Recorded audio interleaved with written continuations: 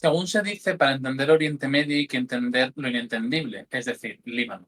La historia de Líbano y su guerra civil revelan dentro de su microcosmos el conjunto de crisis, tensiones y dinámicas que llevan durante tantas décadas afectando a la región.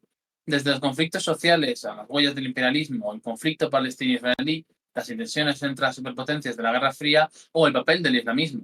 Líbano ha concentrado a lo largo de su historia reciente todo esto y más, y es por esta razón que hoy queremos contaros su historia, ya que a través de ella y a través de la historia de Hezbollah, que es una milicia que no solo quizá una de las más exitosas de la región, sino quizá del mundo, menos en ese papel que está de poder tener, sino también la más relevante de cara ahora al conflicto con el que nos enfrentamos en la actualidad en Oriente Medio.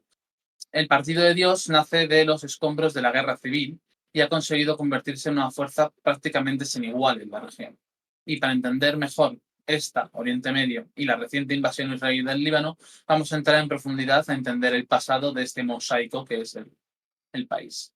Y bueno, con esto yo creo que ya una pequeña introducción inicialmente voy a dar paso a que nuestro compañero Ángel os vaya comentando sobre esta guerra civil tan importante que para el desarrollo del país y bueno, para todo lo que está ocurriendo actualmente.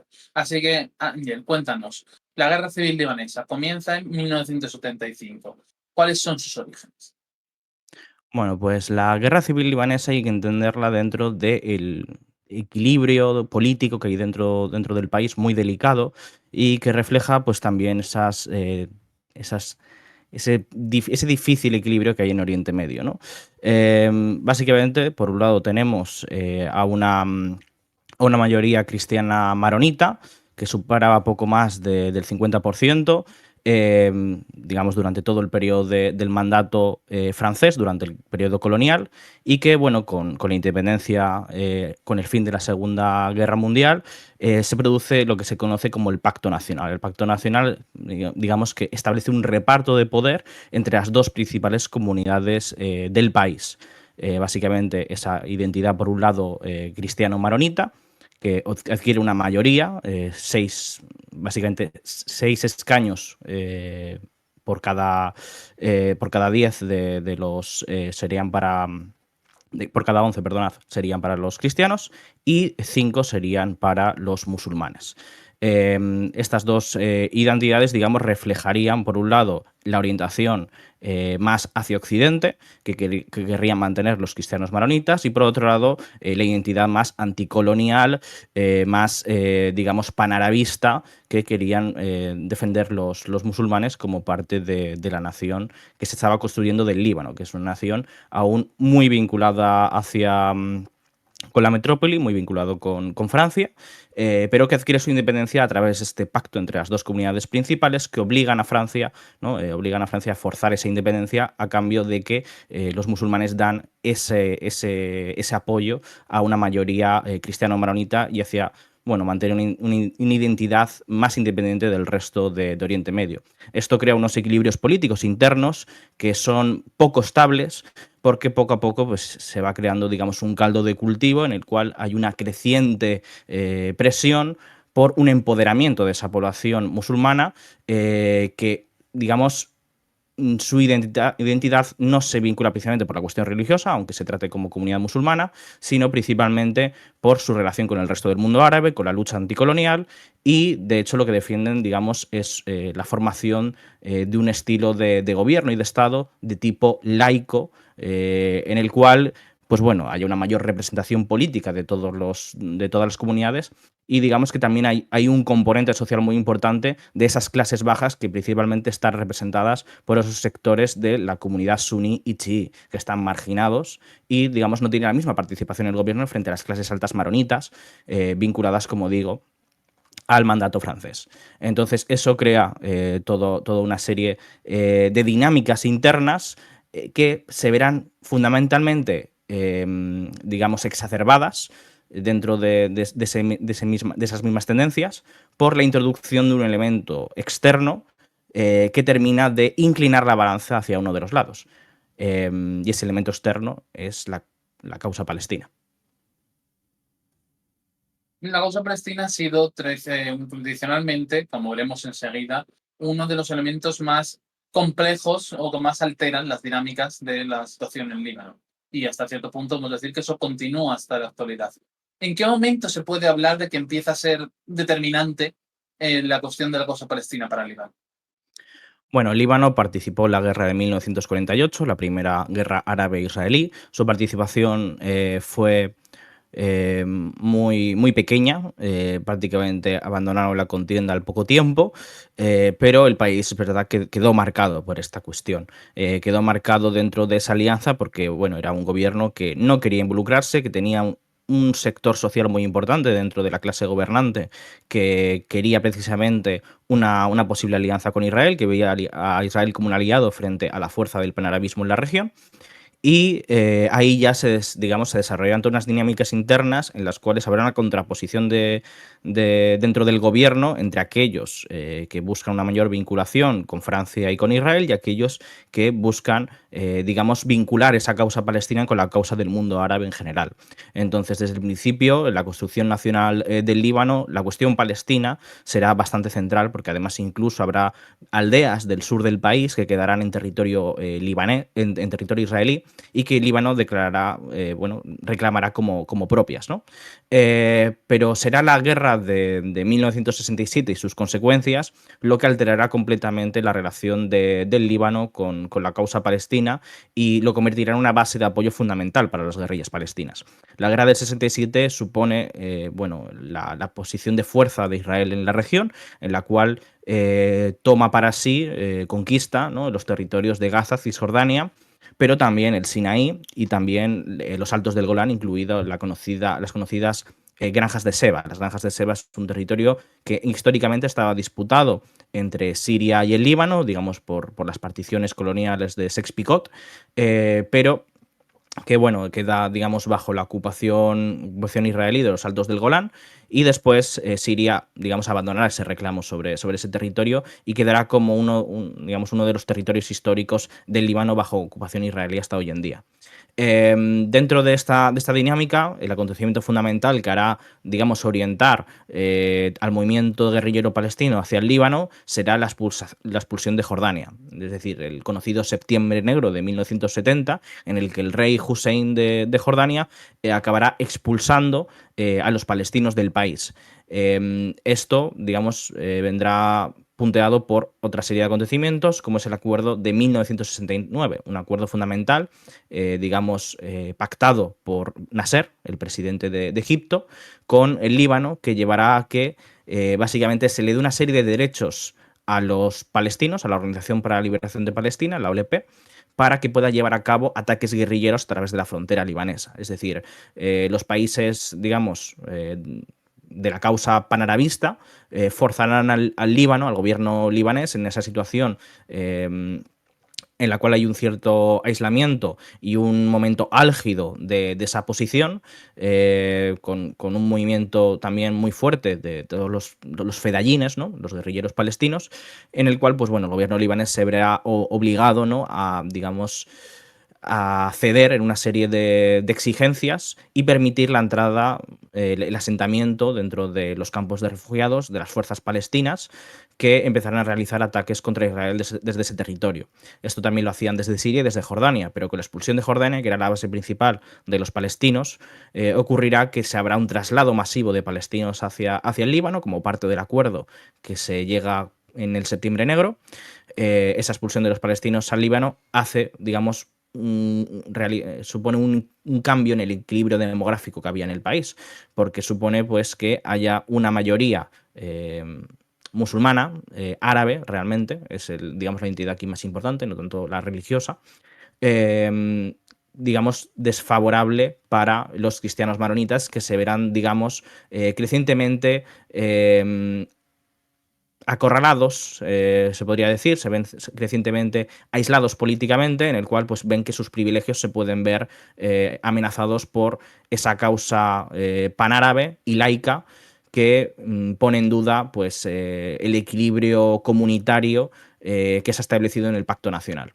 Entonces eso supone la creación de una serie de milicias y de crecientes enfrentamientos entre los palestinos, que están mucho más armados y que tienen una cierta libertad de movimiento y llegan a crear lo que se conoce como el Fatastán, es decir, un estado dentro del estado, un estado de Fatah, gobernado por Arafat, que tiene una gran, pues eso, libertad para atacar a Israel y crear un conflicto creciente dentro del país, en el cual, pues bueno, digamos, la clase gobernante maronita cada vez está más descontenta, y eso provoca una serie de enfrentamientos hasta que acaba estallando la guerra civil dentro de esas líneas.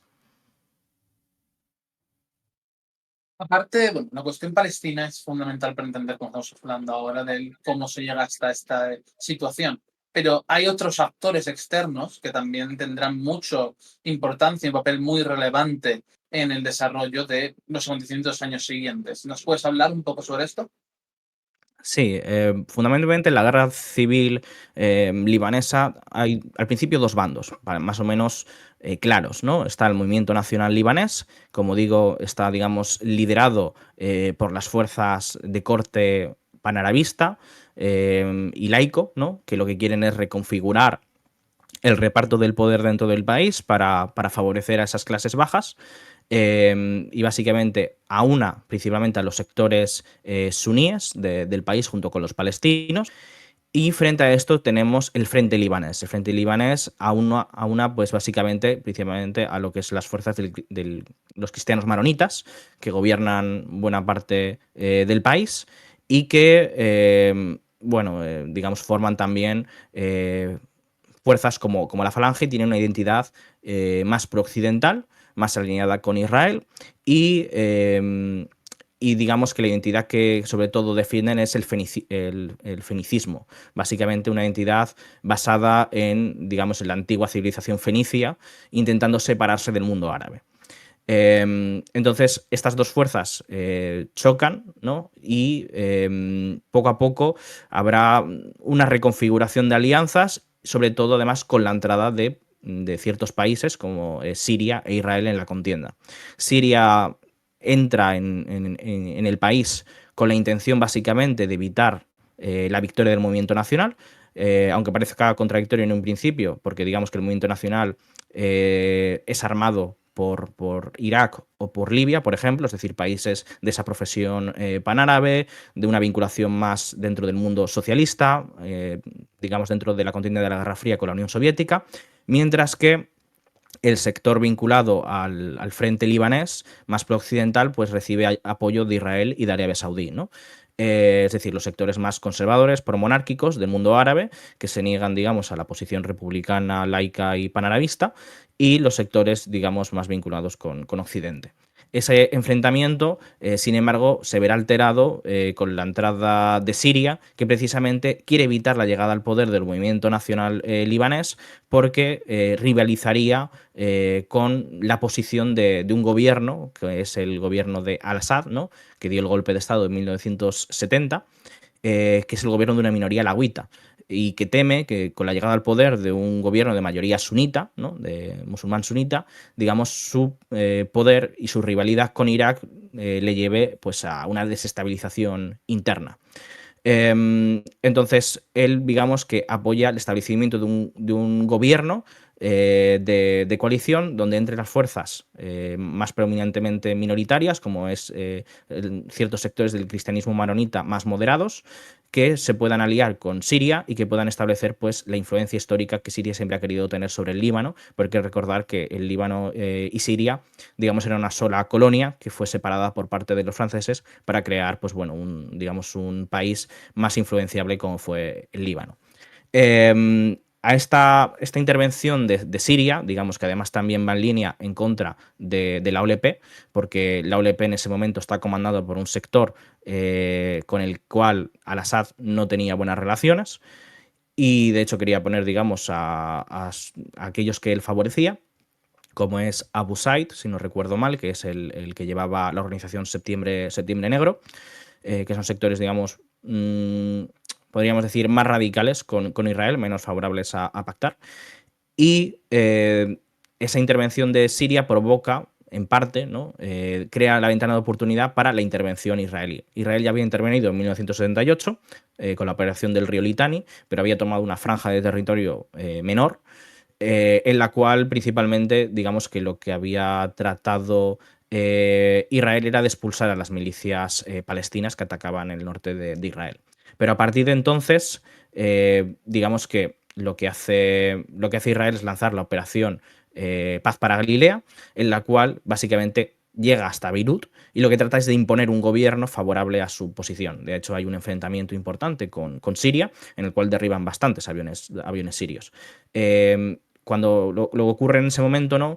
Es que ponen bajo asedio Beirut las fuerzas israelíes y bueno, se produce la rendición de las fuerzas palestinas, de la OLP, que deciden abandonar el país trasladándose a Túnez. Y en ese acuerdo, digamos, lo que trata Israel es, por un lado, expulsar a los palestinos, pero por otro también crear, digamos, un Estado aliado, gobernado por el cristianismo maronita, ¿no? Mantener ese status quo. Aquí la figura más importante es la de Gemayel, Basir Gemayel, si no recuerdo mal el nombre, que a los pocos días es asesinado por fuerzas palestinas. El asesinato de Gemayel hace explotar la alianza que había creado, el equilibrio que había creado Israel y produce además después, con la complicidad de los israelíes, la masacre de Sabra y Shatila, los campos de refugiados palestinos. Eso, digamos, provoca una presión de Estados Unidos para que Israel abandone el territorio, el envío de fuerzas internacionales comandadas por Francia, Italia y Estados Unidos, que se ponen sobre el terreno y obligan a Israel a abandonar Beirut. Durante los años siguientes, Israel acabará abandonando el territorio hasta quedarse solo en la franja de ocupación del sur. Y ahí es cuando nace Hezbollah. Hezbollah nace en ese contexto. Y aquí, bueno, básicamente tenemos esa intervención de estos países lo que provoca estas condiciones. Quizá, y solo por un momento antes de pasar a la propia génesis de Hezbollah, ¿no? Sería también un poco interesante hablar de, bueno, que en realidad van a ir en paralelo, en buenos sentidos, ¿no? Porque hablamos de cómo se echa a Israel cuando entran estas fuerzas internacionales, se echa de Beirut hacia el sur del país, pero no, quizá no queda tan claro qué pasa con Siria, que desde luego sé que vamos a seguir hablándolo luego en dirección a la revolución de los cedros, ¿no? Pero quizá un poco aclarar qué pasó en Siria después de esa batalla que has mencionado, de ese momento en que se derrota, se derriba todos esos aviones sirios y demás. Quizá poder esclarecer un poco más en ese sentido antes de seguir con Hezbollah. Bueno, Suria fundamentalmente es expulsada de las posiciones que tenía en el centro del país, tanto, digamos, el valle del Bekaa y lo que es la zona de Beirut principalmente.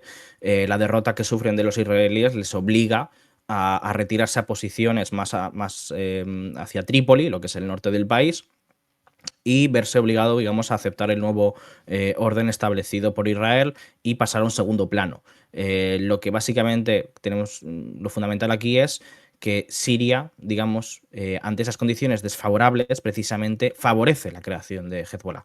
Digamos que ese es el papel fundamental que cumple Siria en ese momento. Pues bueno, ahora sí, pues yo creo que teniendo ya ese pequeño matiz adicional, podemos empezar a hablar de, y el fondo es nuestro gran protagonista, quizá incluso al mismo nivel que el propio Líbano en su conjunto, ¿no? ¿Cómo es esa génesis de Hezbollah? Hemos visto el contexto, pero ahora veamos cómo se produce en sí mismo. Ujú.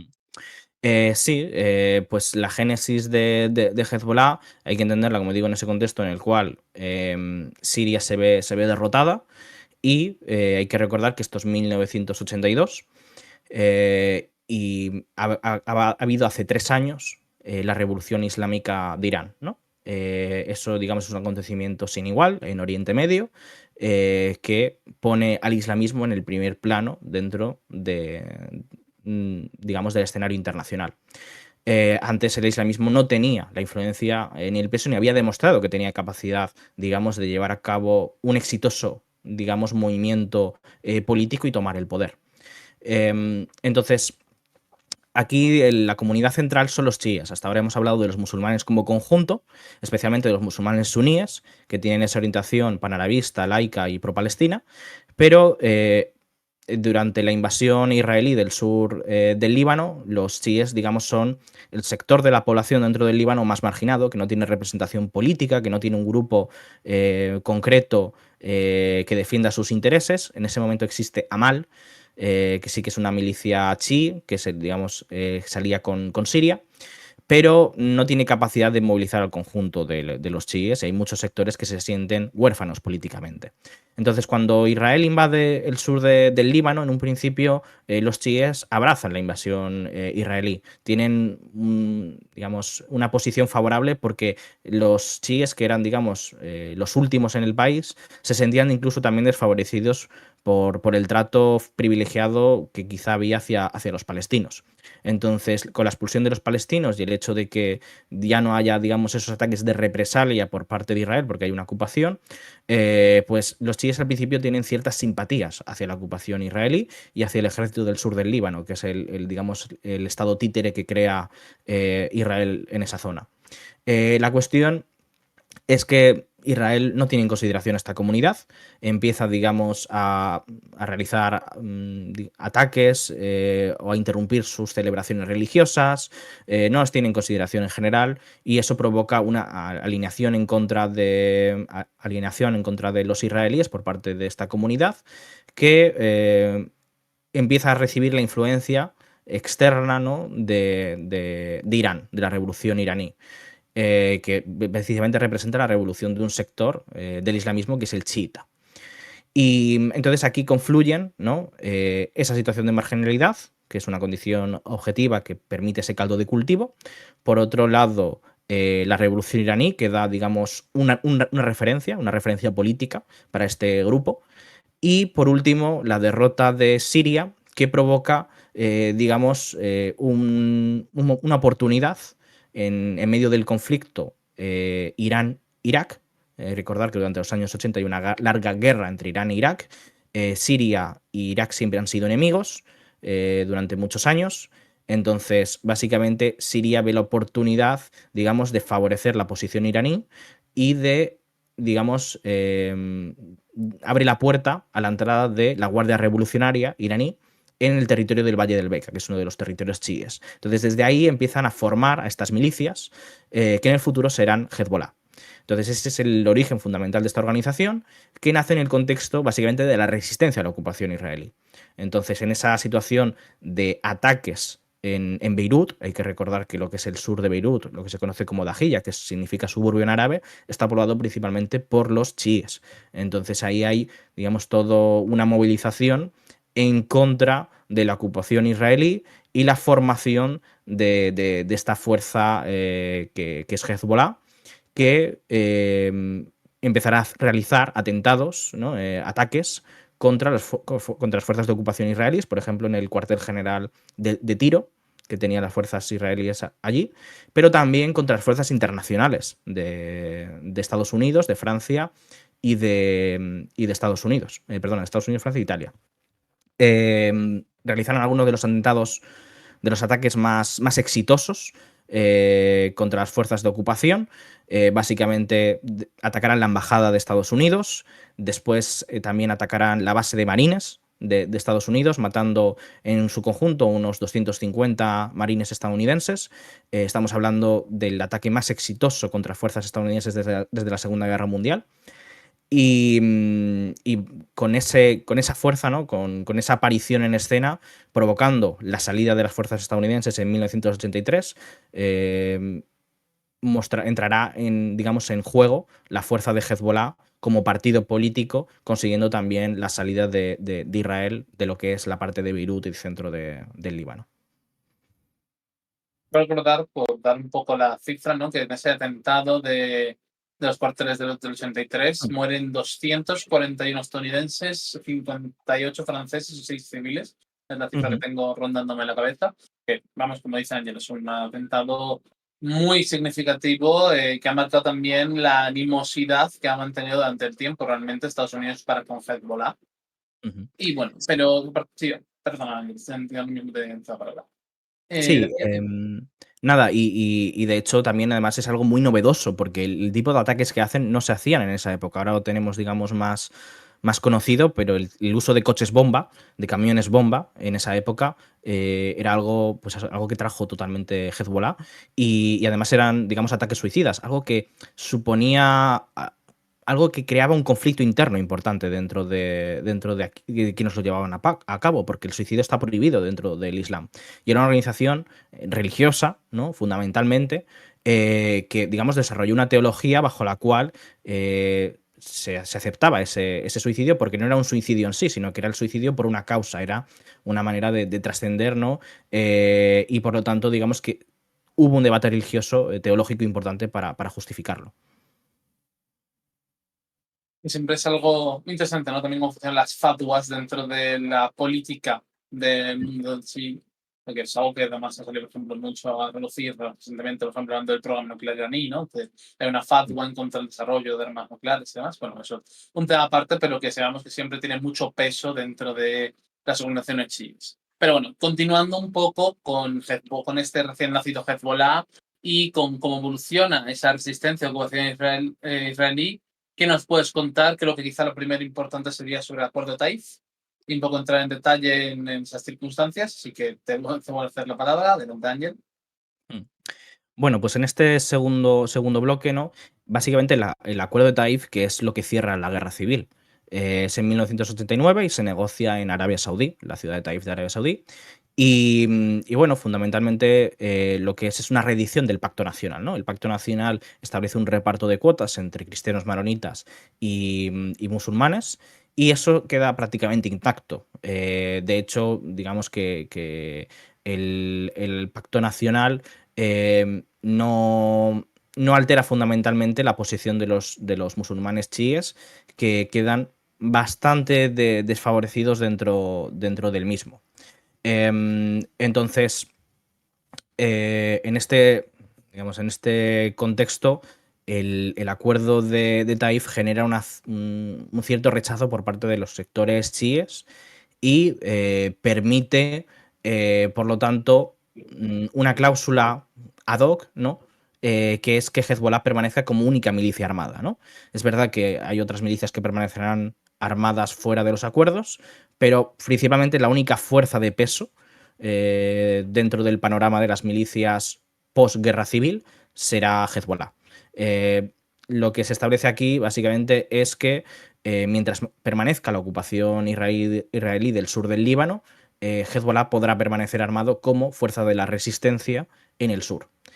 Este acuerdo de Taif, pues bueno, restablece, digamos, el juego político con ese reparto de influencia en el cual los cristianos maronitas reciben la presidencia, principalmente, también el cargo de jefe de las Fuerzas Armadas, y en un segundo lugar quedan los musulmanes suníes, que reciben el cargo de primer ministro. Aquí también digamos, hay una devolución de poderes por parte del presidente al primer ministro, por lo cual se debilita la posición de los cristianos maronitas.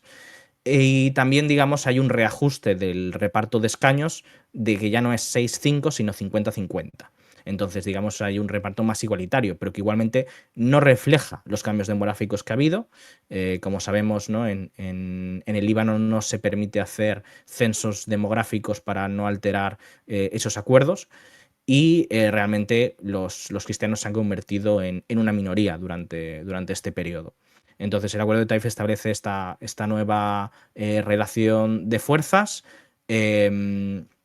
y, sobre todo, también es importante, sanciona la ocupación siria. Es decir, con la salida de Estados Unidos, de Francia y de Italia ante los ataques de Hezbollah, y a su vez la salida de Israel de la parte central del Líbano, se crea un vacío de poder en el cual Siria, digamos que se había agazapado en la retaguardia, ocupa esa posición. Sí que hay unos combates importantes contra la influencia iraquí, básicamente el general Misel Aoun, que era el comandante en jefe de las Fuerzas Armadas, intenta, digamos, presentarse como el combatiente contra la ocupación siria. Pero fracasa, fundamentalmente, se refugia en la embajada francesa y se establece en su nuevo orden, en el cual la política libanesa está fundamentalmente controlada desde Damasco, con el apoyo también de Hezbollah, en parte, que empieza a tener relaciones también con Siria.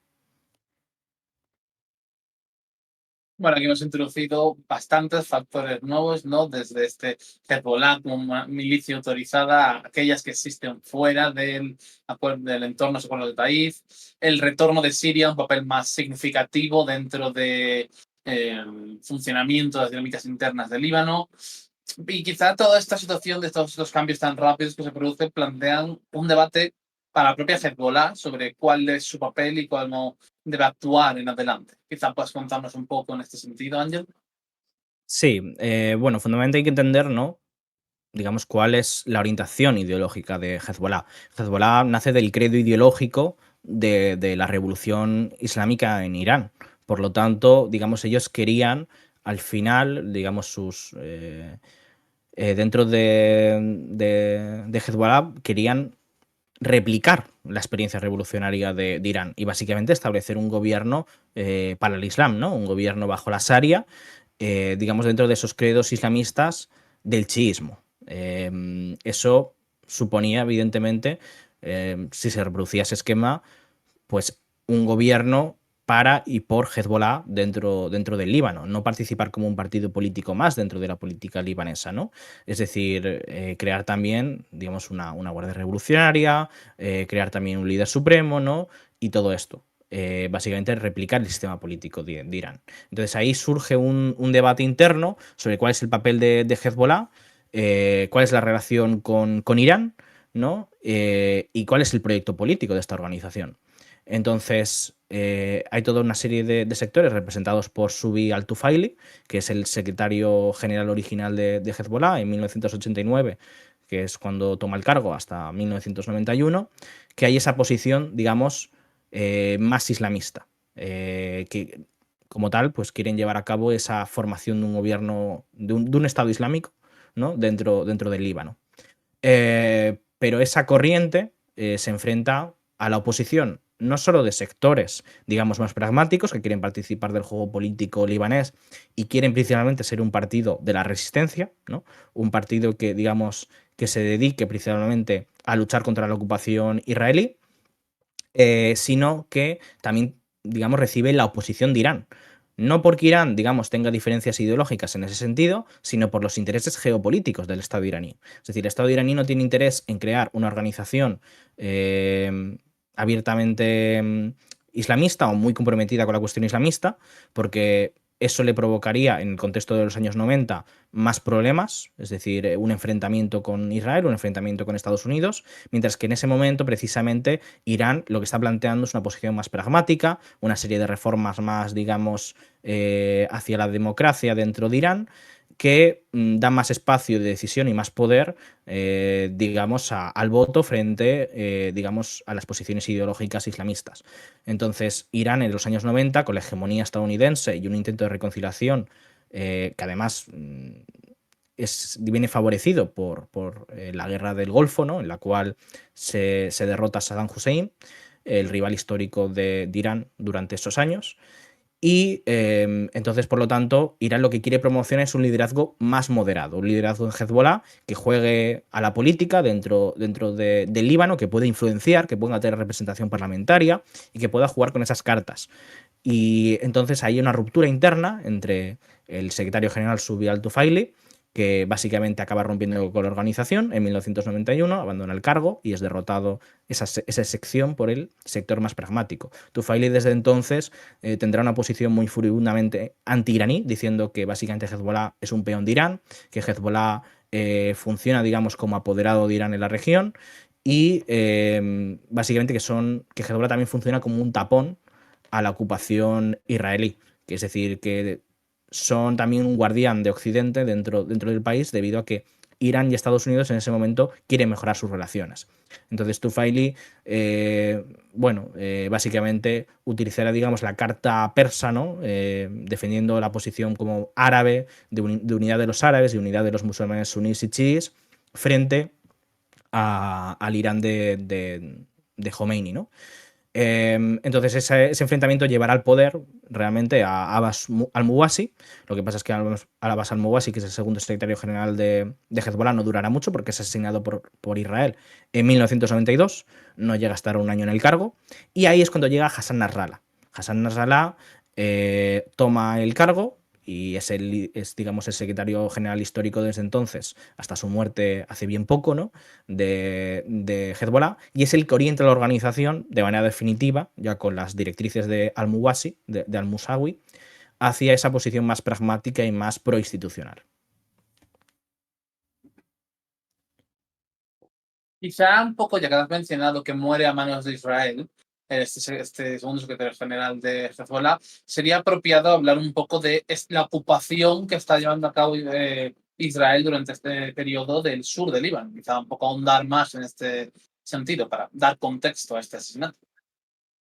Claro, Israel, como hemos dicho, interviene en Líbano en 1978, después en 1982, cuando llega hasta Beirut, y acaba abandonando durante los años 80, más o menos en el 85, todo lo que es ese territorio de Beirut y del centro del Líbano ante los ataques de Hezbollah.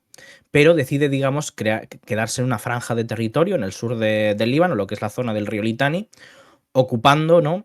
Y eso es un periodo que se alarga desde 1975 hasta el año 2000. Son 15 años de ocupación, en los cuales Israel al principio mantiene un estado títere, que es el ejército del sur del Líbano, que después se verá disuelto y ya será simplemente la propia ocupación israelí propia de ese territorio, pero que digamos que sirve como zona de seguridad, ¿no?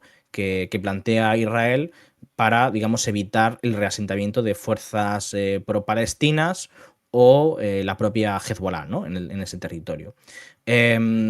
Eso, pues bueno, precisamente provee a Hezbollah una causa para movilizarse. Es decir, durante todos los años 90, los años posteriores a la guerra civil, ¿no? que son ese momento de mayor debate interno de Hezbollah, da una ventana de oportunidad perfecta para aumentar la legitimidad de Hezbollah y justificar la permanencia de Hezbollah como fuerza miliciana armada, ¿no? Porque los acuerdos de Taif, pues bueno, en esa, digamos, cláusulas ad hoc permiten a esta fuerza junto con Amal permanecer como fuerzas armadas debido a la ocupación israelí. Eso, digamos, que permite todo un contexto en el cual la resistencia de Hezbollah a la ocupación israelí le da un gran capital político y le convierte en una fuerza de referencia dentro del Líbano y les plantea ya no como una fuerza netamente islamista, ¿no? sino como una fuerza de resistencia nacional, como una fuerza que defiende la soberanía del Líbano. Y es ahí, bajo esa, digamos, bajo esas premisas, que se monta Hezbollah y consigue consolidarse como partido político dentro del Líbano. Y bueno, el momento fundamental llegará en el 25 de mayo del año 2000, si no recuerdo mal, que es cuando se da la salida de Israel del territorio. Israel finalmente acaba abandonando la ocupación del sur del Líbano ante el acoso y los ataques constantes de Hezbollah. Digamos que se ha vuelto una ocupación que dentro de el proceso de paz de Oriente Medio, ¿no? que empieza Estados Unidos en los años 90, se ve que ya no tiene sentido, que no tiene punto y que de hecho es contraproducente. Entonces, Israel, con el gobierno de Ehud Barak, un gobierno laborista, decide abandonar el territorio en julio del año 2000, y esto será muy importante, porque provee a Hezbollah de una victoria política enorme. Han conseguido expulsar a los israelíes y de hecho incluso supondrá un ejemplo del modelo de milicia y de resistencia que supone Hezbollah para el resto del mundo árabe. De hecho, a los palestinos les dará una referencia política fundamental que justificará la segunda intifada. La segunda intifada, en buena parte, se monta sobre la victoria de Hezbollah sobre Israel. Entonces, digamos, planteará que la resistencia armada es el camino, ¿no? Y la segunda intifada se movilizará en torno a esa idea. Y bueno, con esto precisamente entramos en el siglo XXI plenamente, ya podemos hablar de todos los desarrollos de este nuevo periodo en el cual cambian muchas cosas, aunque muchas sigan siendo iguales en los sentidos. Y bueno, yo creo que volviendo un poco más a centrarnos en Líbano de manera más amplia, si hablamos de comienzo del siglo XXI, no podemos sino enfocarnos en la reducción de los celos. Así que, ¿por dónde quieres empezar el sentido, Ángel? Creo que hay mucho que contar. Sí, como comentábamos antes, con los acuerdos de Taif, ¿no? con el fin de la guerra civil en el Líbano, se instala una ocupación permanente de Siria del territorio, ¿no? Siria básicamente tiene cuarteles generales dentro de Beirut. Siria controla la política libanesa, decide quién es elegido como presidente, decide también qué oficiales van a X lugar a entrenarse, a quién se promociona dentro de la cadena de mando del ejército. Ahí tiene una influencia muy importante dentro del ejército siria. Básicamente inculca sus preceptos ideológicos y crea un ejército de una orientación anti-israelí, ¿no? Contra la ocupación israelí y favorable a las posiciones sirias, ¿no? Y en alianza con Hezbollah principalmente. Entonces, esa ocupación siria provoca una resistencia entre un sector de la sociedad, especialmente dentro de los musulmanes suníes. Estará representada por la figura de Rafik Hariri, si no recuerdo mal, ¿no? Si no me corriges. Y Rafik Hariri era el primer ministro. Rafik Hariri, pues bueno, montará todo un movimiento político con el movimiento futuro, que tendrá una gran influencia y que poco a poco pues, irá apostando por esa salida de Siria del país. Y ante esa amenaza, Rafik Hariri será asesinado. Hay bastantes rumores al respecto, hay distintas teorías. Por un lado, la teoría más amplia es que es la propia Siria, con el apoyo de Hezbollah, fue quien lo asesinó, digamos, para evitar digamos, su capacidad de expulsar a Siria y de movilizar a la población en contra de esa ocupación. Pero por otro lado, hay teorías que apuntan a que sería el propio Israel para generar esa crisis, ¿no? Eso es lo que acusa Hezbollah, por ejemplo. El caso es que Rafik Hariri, con su asesinato, provocará toda una movilización política, que es lo que se conoce como la Revolución de los Cedros. Entonces, este será el momento fundamental de la creación de las dos principales fuerzas políticas en el Líbano, que será la alianza del 8 de marzo y la alianza del 15 de marzo, si no recuerdo mal. La alianza del 8 de marzo es la alianza pro-siria, fundamentalmente estará constituida por parte de Hezbollah, Amal y también, pues, por ejemplo, los nacional, bueno, no recuerdo ahora bien el nombre, el SSNP, el Partido Socialista Nacional Sirio, si no recuerdo mal, algo así, que son, por ejemplo, cristianos, pero bueno, fundamentalmente, ¿no? Por varias fuerzas pro-sirias frente a esta alianza del 15 de marzo, que estará formada por las organizaciones antisirias. Básicamente el movimiento futuro por parte de los suníes y por sectores del cristianismo maronita, como son fuerzas libanesas, ¿no? Los herederos de las falanges. Y bueno, la Revolución de los Cedros plantea un nuevo equilibrio en el cual con Siria fuera adquiere mucha más influencia, pues también, por ejemplo, Arabia Saudí dentro del país. Me parece, por cierto, confirmó, sí, son 8 y 14 de marzo las dos alianzas, te lo confirmo que antes pensaba que tenía 14, no 15, vale. Sí, es 14. Y bueno, que he mencionado, en realidad, lo que sobrevive de las mismas hasta hoy en día, porque 8 de marzo sigue funcionando, 14 técnicamente no. Sí, Son cerca de una decena de partidos en realidad, aunque obviamente los más importantes caso de 8 de marzo es Hezbollah y luego el Movimiento Libre Patriótico, creo que es, y Amal, sí. son los tres que tienen más peso y luego son todos grupos minoritarios, ¿no? Sí, Bueno, el caso del Movimiento Patriótico Libre, que es la fuerza cristiana maronita que se alía con Hezbollah, es muy importante porque precisamente en febrero de 2006 es cuando vuelve Misel Aoun. Misel Aoun, como decía antes, era del sector antisirio, es el que luchó, digamos, con el apoyo de Irak durante finales de los años 80, principios de los 90, contra la ocupación siria, en los estertores finales de la guerra civil, y que al ser derrotado se exilió a Francia. Él después, digamos, hace un pacto con Hezbollah con la fin de la ocupación siria y hace un cambio político muy importante y se vuelve, digamos, al sector prosirio. Esto no será abrazado por todos los oficiales aunistas, porque el acuerdo básicamente permite la vuelta al ejército de los oficiales más vinculados a él, del ejército. Y bueno, este pacto será fundamental por eso, para la creación de la coalición del 8 de marzo. Pero un año después de la Revolución de los Cedros tenemos otro gran acontecimiento, ¿no?, de la historia del Líbano, que es esa guerra del Líbano, esa segunda, primera depende de la denominación, siempre es algo complicado, ¿no? La guerra de 2006, vaya, la guerra de 2006 entre Hezbollah e Israel, así que vamos con ella, creo, porque es el siguiente paso lógico a la hora de hablar de todos estos desarrollos. Sí, bueno, la guerra de 2006 se produce en un contexto en el que precisamente Hezbollah poco a poco va teniendo menos justificación para permanecer como una fuerza miliciana armada. Porque después de que en el 2000 se haya conseguido la expulsión de Israel del sur del Líbano, digamos que ya no hay ese elemento que justifique la resistencia a la ocupación.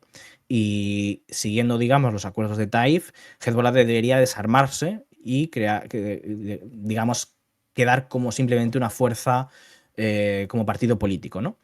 Pero Hezbollah utiliza, digamos, la cláusula de las granjas de Seba que decía antes. Las granjas de Seba, que es el único territorio libanés que mantiene ocupado Israel, porque Israel considera que forma parte de los Altos del Golán. Porque básicamente Siria históricamente lo había considerado como parte de su territorio, dentro de esa disputa entre Siria y Líbano. Pero Siria abandona el reclamo territorial. Entonces, este pequeño territorio es el que mantiene, digamos, la idea de la resistencia de Hezbollah. Aquí entonces Hezbollah se encontrará en un momento de transición en el cual está buscando ya una cierta institucionalización, pero que aún está intentando mantenerse en esa lógica de la resistencia. Entonces la guerra de 2006 dará todo un capital político enorme a Hezbollah y justificará su mantenimiento como fuerza armada.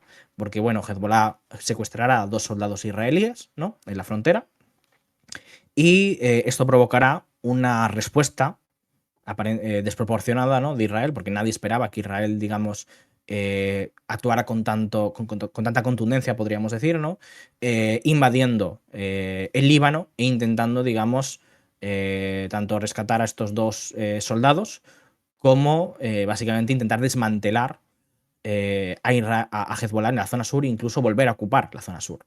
Esta guerra de 34 días es una guerra que para nosotros puede ser relativamente corta, pero para Israel no tuvo precedentes una guerra tan larga para ellos.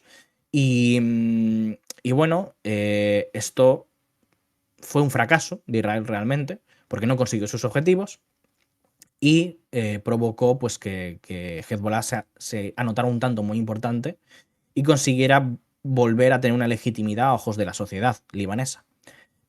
Como respuesta a esa derrota, digamos, se coló después la resolución 1701, que es la resolución que ahora mismo está en contencioso, ¿no?, la cuestión de la UNIFIL, que es una fuerza de los cascos azules que se sitúa en la frontera para monitorizar, para vigilar y, digamos, para intentar, como fuerza de interposición, evitar los enfrentamientos entre el Líbano e Israel.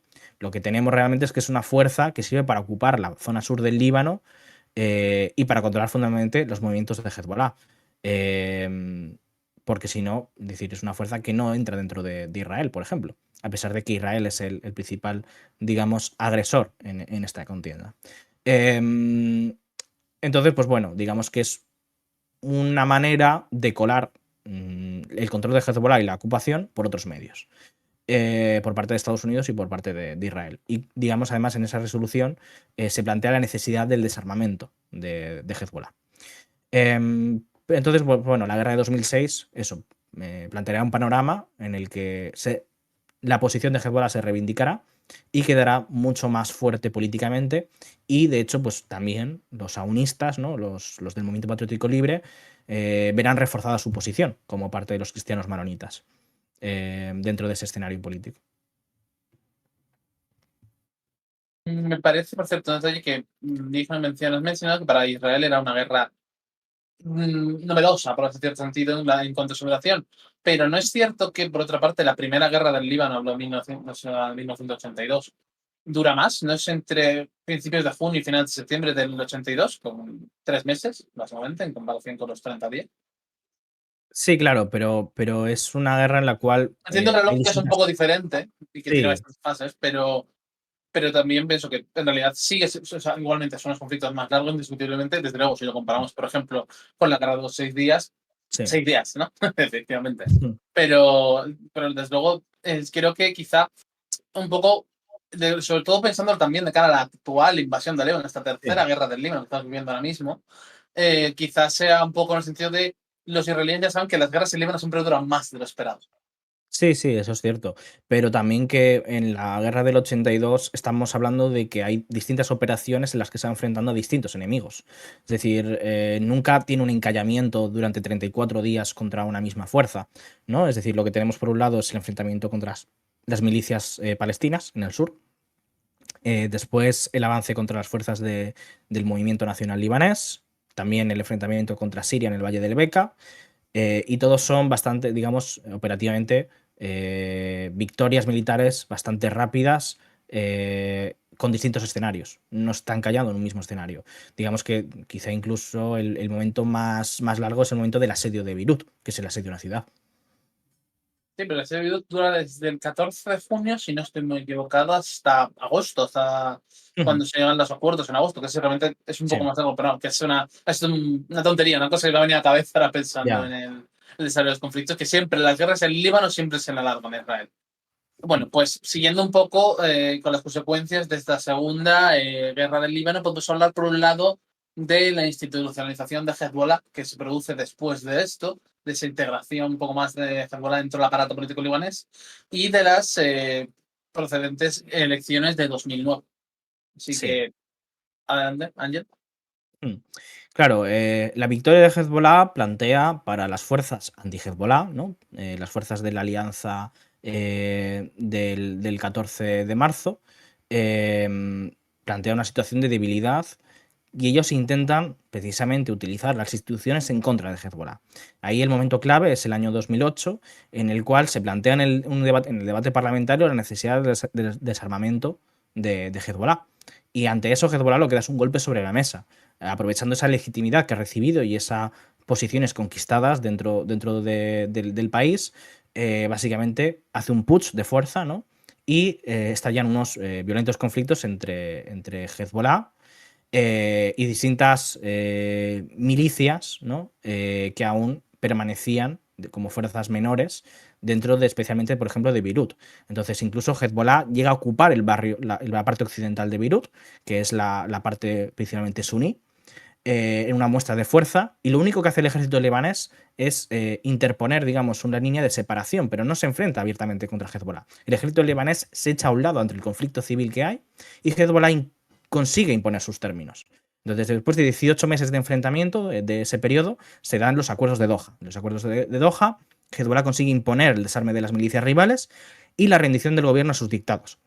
Entonces, estos acuerdos estipulan que Hezbollah y sus aliados políticos tienen poder de veto sobre el gabinete libanés. Básicamente es un intento de reformar los acuerdos de Taif, que marginan a Hezbollah y a los sectores chiíes, por otros medios. No consigue, digamos, reformarlos de manera jurídica práctica, pero consigue con ese golpe de fuerza imponer ciertas restricciones, ciertas posiciones de fuerza y de veto sobre el gobierno. Entonces, en ese contexto se dan las elecciones de 2009, en las cuales sale derrotado paradigmáticamente el bloque del 8 de marzo, liderado por Hezbollah, es decir, las fuerzas prosirias.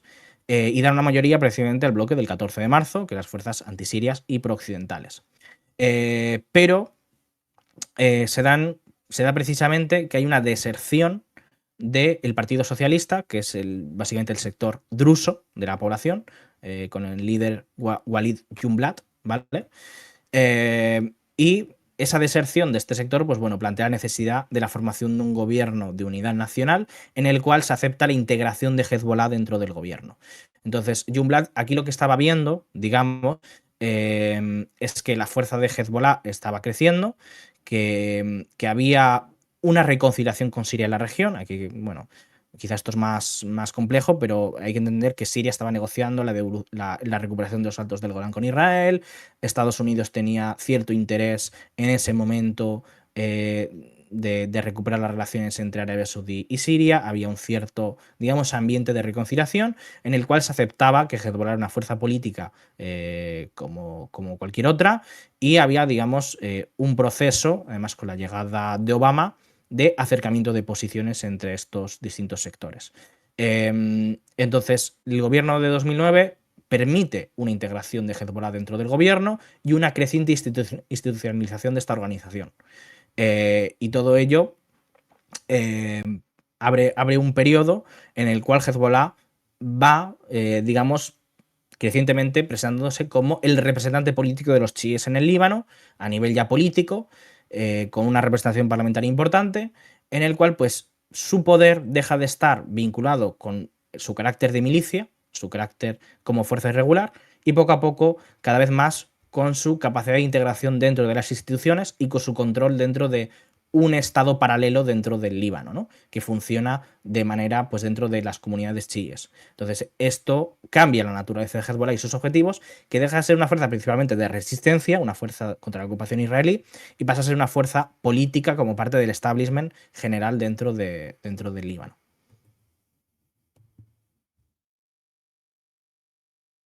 Como vemos, son toda una serie de cambios muy relevantes que se producen en este corto periodo de tiempo que cambian ese mosaico que es precisamente, hemos hablado antes, ¿no? Ese mosaico, ese puzzle que es Líbano, y reconfiguran el tablero para llevarle una nueva realidad.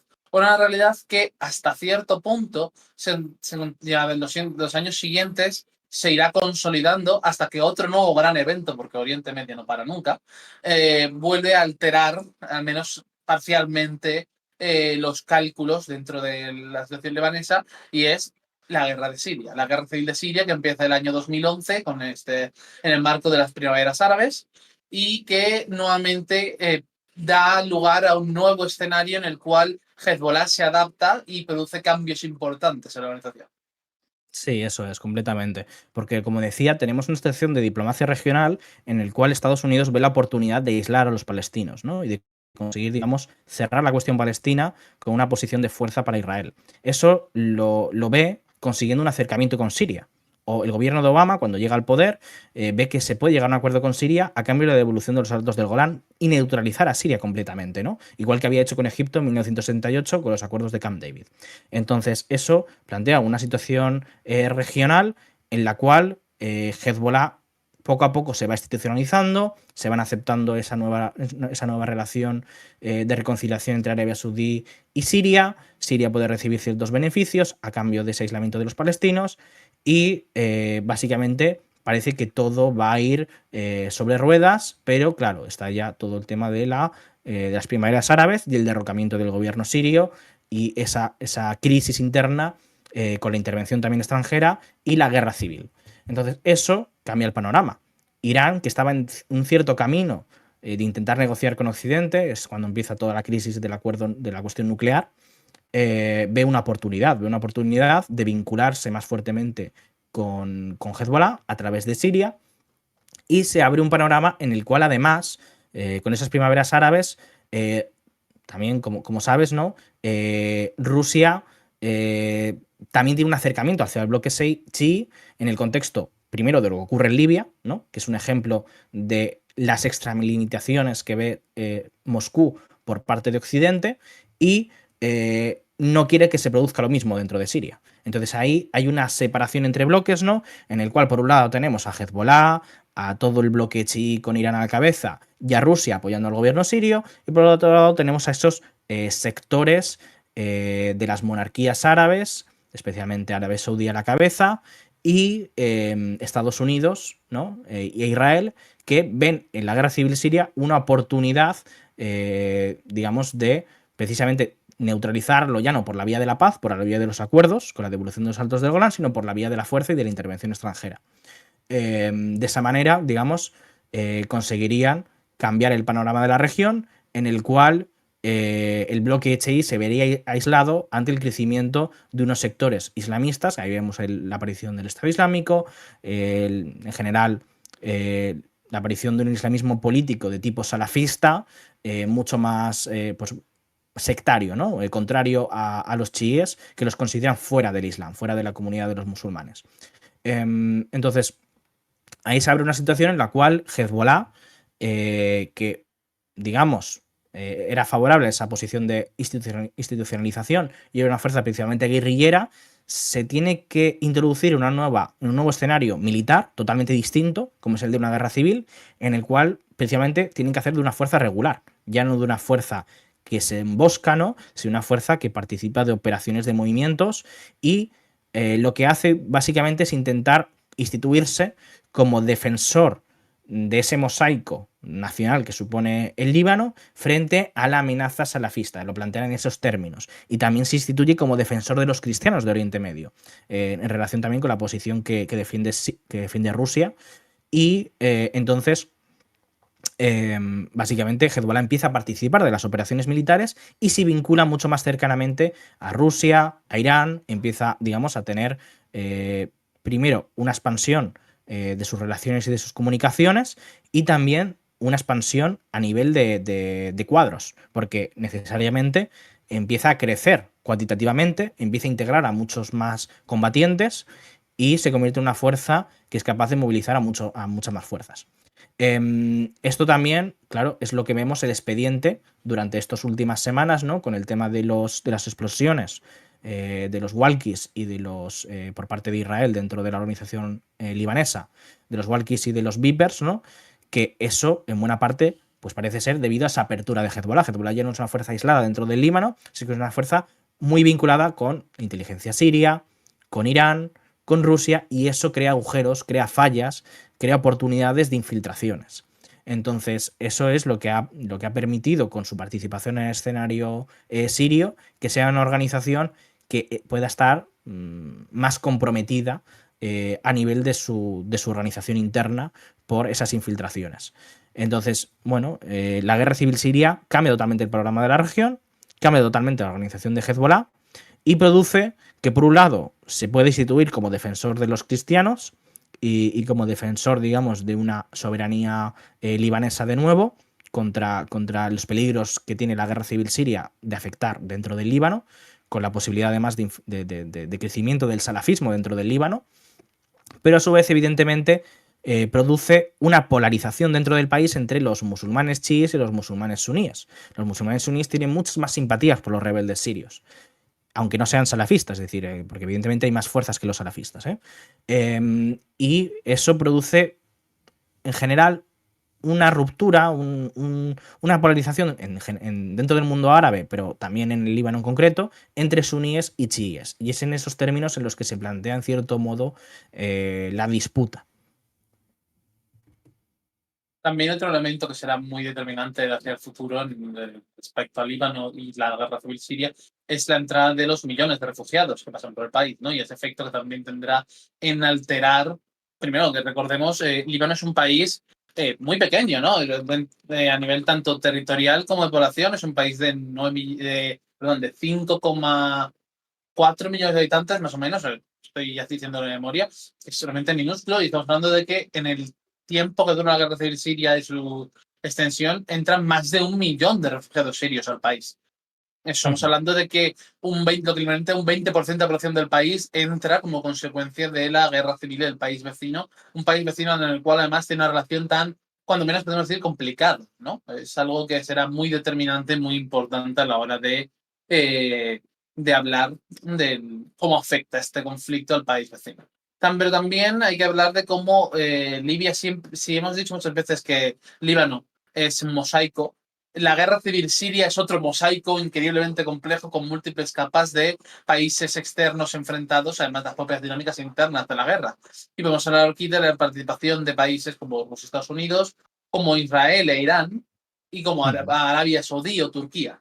Quizá un poco más en este detalle y cómo afecta esto a Hezbollah podremos entrar un poco, aunque no demasiado, tampoco, sino quizás se nos esté empezando a ir un poco el tiempo para luego hablar de las elecciones.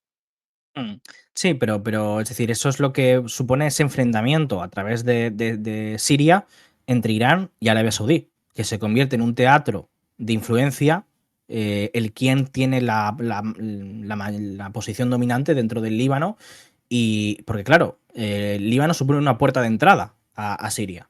Entonces, Arabia Saudí intenta influenciar en el país especialmente a través de los musulmanes suníes, como decíamos, y de su principal, digamos, aliado en la región, en el país, ¿no? Como es Saad Hariri, el hijo de Rafig Hariri. Rafig Hariri, como hablamos, fue asesinado en 2005, que es lo que provoca la revolución de los cedros y la salida de las tropas sirias del país.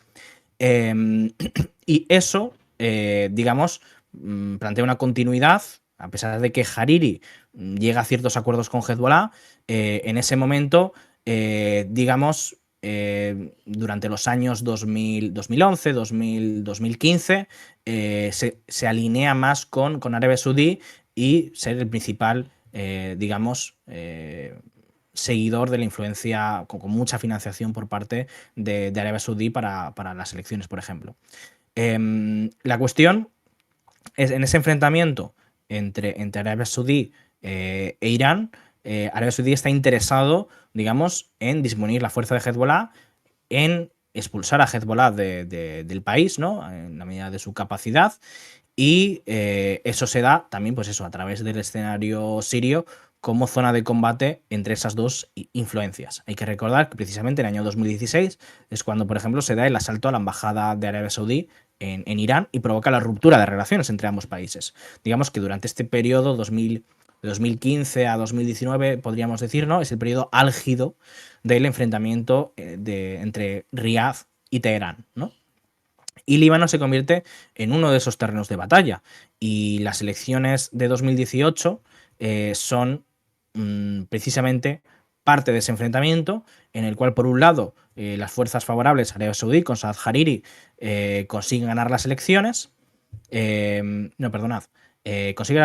Consigue un resultado muy bueno, el movimiento futuro de Saad Hariri, pero las elecciones las consigue ganar el bloque pro-Hezbollah, el bloque pro-sirio, guiado, vamos, por ahora mismo, por el Movimiento Patriótico Libre, que ha conseguido además poner en el cargo de la presidencia a Misel Aoun, que había pactado con Hezbollah en 2006, perdonad. Entonces, ahí Saad Hariri se ve de cierta manera aislado, ¿no? En la política libanesa, que no tiene no tiene tanta capacidad de maniobra, que Hezbollah es una fuerza que no puede evitar, y entonces acaba pactando con Hezbollah. Y se forma un gobierno en 2018. Primero se vota la presidencia en 2016 y se pone a un partidario de Hezbollah, un aliado más que partidario, y por otro lado después se consigue que él llegara al cargo de primer ministro, que es lo que estaba buscando. Eso provoca básicamente que Arabia Saudí quede fuera de esa influencia, porque Arabia Saudí lo que quería es que Saad Hariri no pactara con Hezbollah. Y Saad Hariri lo que hace precisamente, viendo además la dirección que está tomando la guerra civil siria a partir de la intervención rusa en 2015 y que se están consiguiendo imponer contra las fuerzas rebeldes, ¿no? Que si él quiere poder maniobrar y quiere poder tener influencia, tiene que pactar con Hezbollah. Entonces eso disgusta mucho a Arabia Saudí. Y eso es lo que provoca en 2018, en enero de 2018, si no recuerdo mal, o cuando... No, diciembre de 2018, enero de 2019, que es cuando se secuestra a Saad Hariri en Arabia Saudí. Tú te acordarás de esto, ¿verdad, Jorge? Sí, efectivamente, me acuerdo. Y claro, Él Arabia nunca Saudí dijo lo que que estuviera intenta... secuestrado, por otra parte, ¿no? Decían, yo estoy aquí voluntariamente. Sí. Entonces, Arabia Saudí secuestra a Saad Hariri en una visita cuando él va a Riad y le obliga a dimitir. Le obliga a hacer un comunicado público ante la televisión diciendo dimito como primer ministro. Intentando forzar, digamos, ese enfrentamiento, ¿no? Entre el sector teóricamente anti-Hezbollah que ha pactado con Hezbollah. Entonces, esa maniobra no resultará porque es un ataque a la soberanía del Líbano y pone en una situación muy comprometida y muy ridícula a Saad Hariri. Entonces, Saad Hariri, cuando al final es liberado ante la presión internacional, porque Estados Unidos no le sigue la jugada a Arabia Saudí, él cuando vuelve a Beirut retira su dimisión, la pone en suspenso y básicamente utiliza esa posición para negociar y mejorar su parte, sus cuotas dentro del gobierno de coalición con Hezbollah. Entonces, ahí es cuando fracasa Arabia Saudí.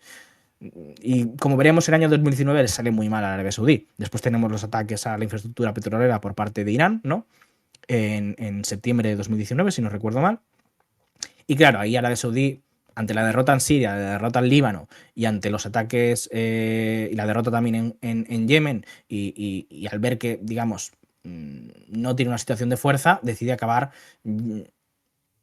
hacia una posición más conciliadora, ¿no? con Irán. Y ahí Líbano básicamente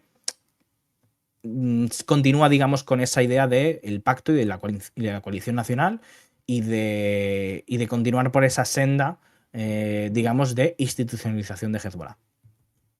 Aunque en ese sentido eso no significa que Líbano vaya hacia una cierta estabilidad, porque inmediatamente después de todo esto viene lo que va a ser ya el cuarto y último bloque de El Mundo al Detalle sobre Líbano, que es el Líbano actual, el camino desde la revolución o las protestas del 17 de octubre de 2019 y hasta la actual tercera guerra del Líbano, que es mucha información y vamos a tener que reducirla bastante, pero vamos a empezar con ello, ¿no? Entonces, vamos primero con esta revolución o protestas del 17 de octubre, el Firat, y todo que aconteció precisamente que llevó a la caída de Saad Hariri y, bueno, todo lo que vino después. Claro, es decir, él consigue esa institución, ese cargo de primer ministro, Saad Hariri, ese pacto con Hezbollah. Pero claro, Hezbollah en la medida pierde base social.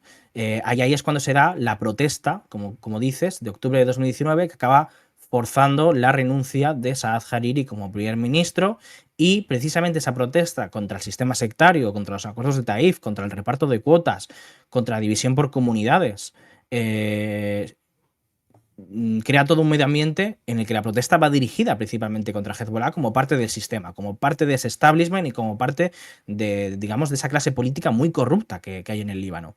Hay todo un movimiento que comienza en 2018 con la cuestión del WhatsApp, ¿no? Cuando se pone el impuesto al WhatsApp, pero que continúa en 2019, coge mucha fuerza en 2019, empieza a ver además todo el tema de la crisis económica, después viene el COVID. El COVID hace que las protestas bajen un poco, pero después continúan. Después, además, el 5 de agosto es cuando se produce la explosión de Beirut, que es una muestra más de esa negligencia y esa total, digamos, descuidado de las infraestructuras y de los peligros que puede entrañar, digamos, no controlar ese tipo de explosivos, que arrasa un tercio, un cuarto de la ciudad de Beirut, y deja a miles de personas en la calle. Y bueno, todo eso produce una crisis enorme, que en ese vacío de poder, por un lado, tenemos a Francia, que intenta ocuparlo, intenta forzar un acuerdo, se da esa visita de Macron, pero fracasa fundamentalmente, y hay una sucesión de gobiernos, ¿no? Un gobierno detrás de otro, en el cual Hezbollah no consigue estabilizar la situación interna del Líbano, y finalmente hay unas segundas elecciones, ¿no? Después de 2018, las elecciones en las que gana Hezbollah en ese momento. Después hay unas elecciones en 2022 que pierde Hezbollah precisamente. Hezbollah no pierde escaños como tal, de hecho gana un escaño, pero en esas elecciones de 2022 su bloque pierde la mayoría. Y eso abre una ventana de crisis en la cual desde noviembre de 2022 que deja el cargo el presidente del momento, ¿no? Michel Aoun, el cargo de presidente es un solo mandato de 6 años, queda vacío y por lo tanto hay una paralización total de las instituciones. Primero, crisis económica enorme con una inflación y con el precio de la lira disparado. Bueno, disparado digo en relación al dólar, ¿no? Es decir, un dólar pueden ser 7.000 libras libanesas. Entonces, básicamente no tiene ningún valor esa moneda. Se viene abajo, digamos, todo el esquema Ponzi, todo el sistema financiero libanés, debido, digamos, también a esas tensiones geopolíticas. Esto además, digamos, se ve atravesado por principalmente que el sistema bancario libanés ha sido infiltrado, entre comillas, ¿no? Ha sido influenciado por parte de Hezbollah. Hezbollah tiene muchas operaciones dentro del sistema bancario libanés, se ha institucionalizado, ha crecido como una fuerza política y como parte de esa clase política y por lo tanto forma parte de todos esos esquemas de corrupción también. Y Estados Unidos, dentro de su política de máxima presión a Irán, con Trump durante ese periodo, empieza a sancionar a Hezbollah. Hezbollah antes entonces no ha estado sancionada por Estados Unidos. Y eso provoca un efecto dominó en el cual, a medida que se van, digamos, sancionando ciertos activos bancarios de Hezbollah, o de, digamos, de bancos relacionados con Hezbollah, eso afecta a todo el sistema bancario libanés. Y eso provoca una crisis interna enorme que hace explotar la economía, provoca que, vamos, haya una caída de los niveles de vida enorme y provoca, digamos, esa derrota electoral en 2022 que que lleva a que las fuerzas contrarias a Hezbollah tengan la mayoría en el Parlamento, pero no tengan suficiente para, digamos, elegir un gobierno alternativo sin romper el pacto, que al final todas las fuerzas tienen que participar. Eh, Tampoco consiguen, digamos, elegir un nuevo presidente. Hay esa disputa sobre el cargo del presidente y eso provoca esta parálisis. Y en esta situación en la cual hay un impasse total, ¿no? De parálisis de las instituciones, en la cual Hezbollah no sabe cómo salir de ahí, se da el 7 de octubre y la guerra de Sukkot, que cambia totalmente el panorama. Y bueno, pues ya entramos ahí el último, el último año, ¿no? Vamos a hablar de qué ha ocurrido, cuáles y demás, que quizá, bueno, aquí ya entramos un poco también en el terreno de la especulación de qué va a ocurrir, hacia qué futuro vamos, así que vamos a tratarlo también de manera un poco más breve, porque además es algo que estáis mucho más acostumbrados a escucharnos hablar de ello, simplemente porque es la actualidad. Así que, bueno, Samuel, pues simplemente si nos hace un pequeño repaso de lo que ha pasado con Hezbollah desde el 7 de octubre de 2023 hasta ahora, durante el transcurso de esta guerra de Sukkot, y qué crees que puede pasar por el futuro. Yo creo que podría servirnos ya como broche de cierre para este programa del Mundo al Detalle. Vale, sí, simplemente una serie de pinceladas, ¿no? De lo más importante y si tú quieres también añadir lo que sea. Bueno, lo que tenemos, ¿no? Es que Hezbollah ha desarrollado esa campaña de solidaridad, de conjunto de los teatros de lucha, ¿no? Que es la posición histórica que han defendido con Palestina. Y eso hace que desde el 8 de octubre mantengan ese frente abierto con Israel en el norte. Y ese enfrentamiento, digamos, se ha planteado en términos limitados por parte de Hezbollah, pero poco a poco ha ido arrastrando al conjunto del Líbano, a Hezbollah y a Israel a una guerra abierta, ¿no?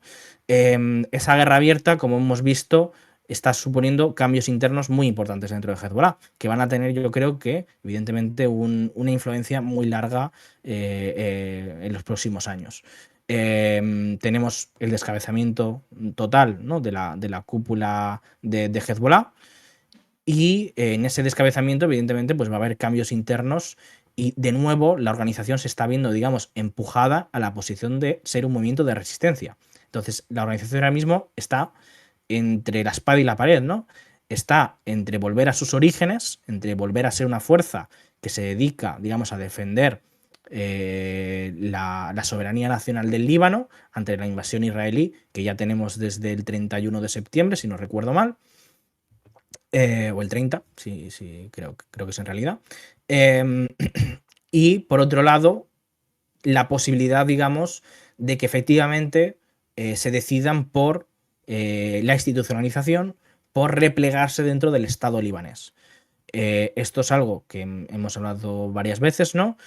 Y ahí está la posibilidad bajo los posibles acuerdos de alto al fuego. Dentro de Hezbollah se está hablando de la posibilidad de un alto al fuego que no incluya a Gaza, es decir, que no incluya a los palestinos y que de facto, como tal, rompa la idea de la unidad de las arenas, de la unidad de los teatros de operaciones entre Palestina y Líbano.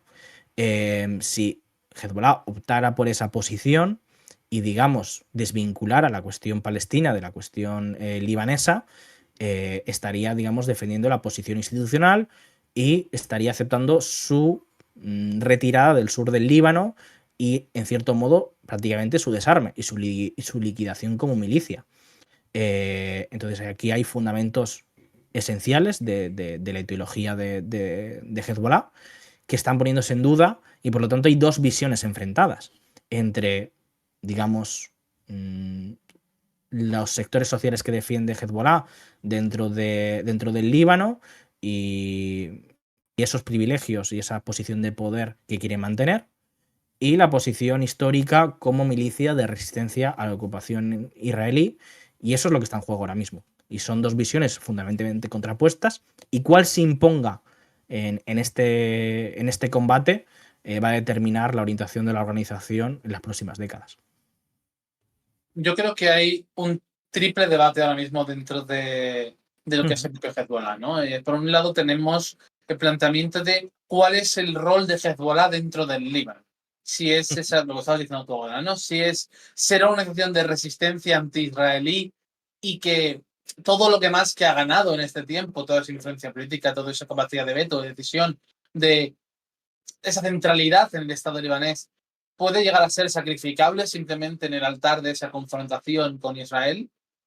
Luego, ¿hasta qué punto es la cuestión de esa confrontación algo que es propio del Líbano o conjunto con la causa palestina? Porque ahí está el debate del alto el fuego singular o tiene que ser un alto el fuego conjunto, que está un poco en el aire. Y en tercer lugar, yo creo que hay un tercer debate que es ¿cuál es el futuro de Hezbollah en la nueva realidad regional? Sí, Dentro de que... Sí, dentro de la alianza con Irán, ¿no? Es decir, sí, ¿cuánta influencia tiene Irán sobre las decisiones de Hezbollah?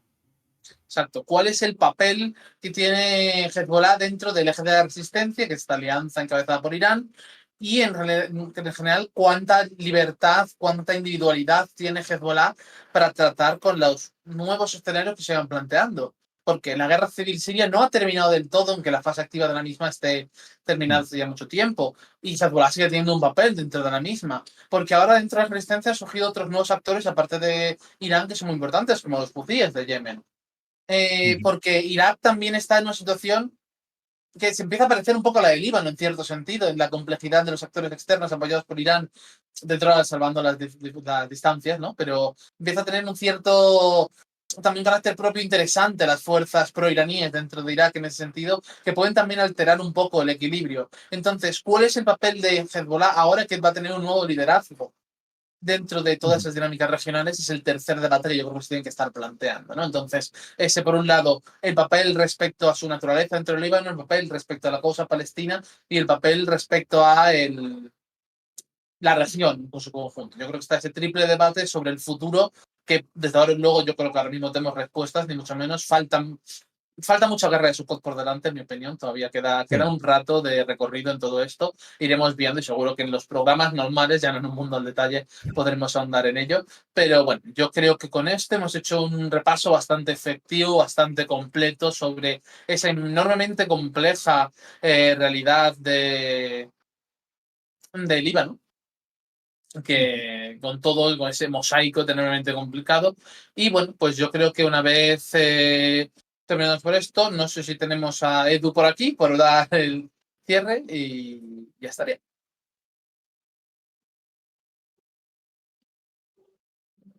Ujú. Pues hoy, pues con esto hemos llegado una vez más al fin de El Mundo al Detalle y bueno, esperamos que os haya resultado interesante, como a nosotros nos ha resultado hacerlo y estar hablando sobre estos temas y nos vemos en próximas ediciones porque al fin y al cabo siempre queda mucho que descifrar. Así Así que bueno, que encantados y lo podréis ver el próximo viernes, ¿será?